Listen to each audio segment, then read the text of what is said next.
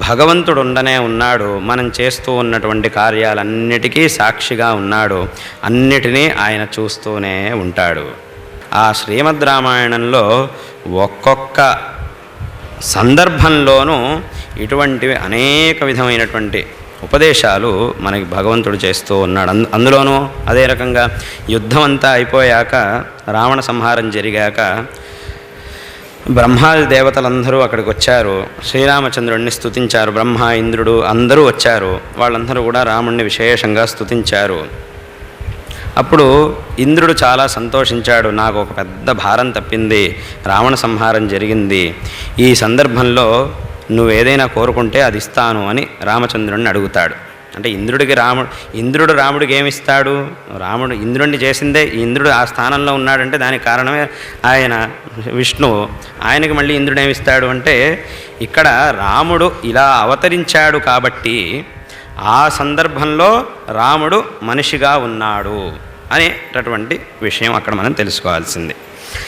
ఇంద్రాది దేవతలందరూ కూడా, అందుకే చాలా చోట్ల రామాయణంలో రాముడి యొక్క పరాక్రమాన్ని రాముడి యొక్క పరాక్రమానికి ఇంద్రుడి పరాక్రమాన్ని ఉపమానంగా చెబుతూ ఉంటారు.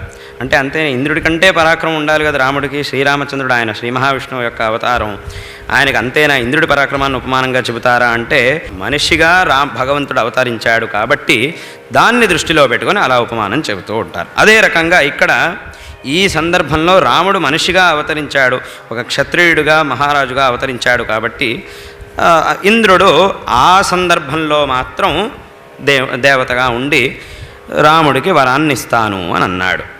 అప్పుడు శ్రీరామచంద్రుడు ఒక గొప్ప మాట అన్నాడు. ఏమిటంటే, ఒక గొప్ప వరాన్ని అడిగాడు. ఏమడిగాడు? నా రాజ్యాన్ని నాకు ఇప్పించు అనో వేరేమీ అడగలేదు.